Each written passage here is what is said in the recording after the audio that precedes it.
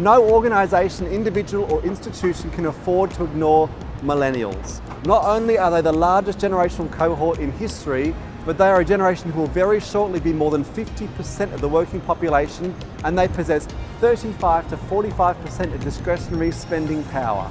The reality is though, they are fundamentally and radically different. Now, I've been studying millennials as a generational cohort now since 2004. Back in that year, I embarked on a research project where I spent 3.5 years traveling the globe, interviewing 80,000 millennials in an effort to understand what is shaping youth culture, what is shaping the mindset, the expectations of this next generation.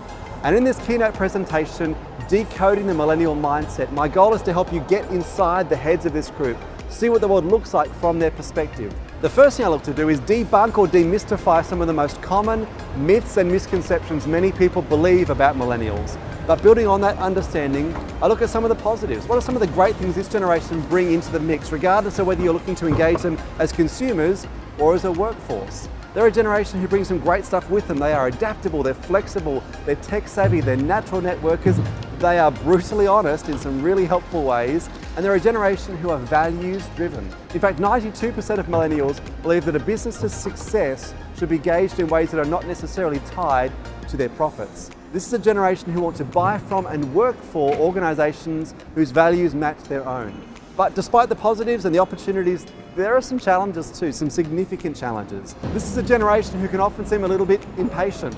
They can appear fickle. The idea of loyalty is not something that comes naturally to them. They're a generation who can sometimes lack resilience, but most significantly, they often appear to be very high maintenance. In fact, the data is pretty compelling.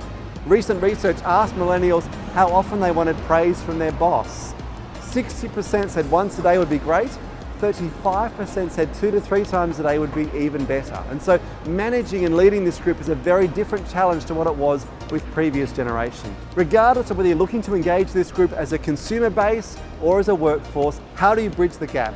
How do you engage them in a meaningful way? How do you connect with them, motivate them, and persuade them? More than anything else, how do you get ready to ride the demographic wave that is just about to hit?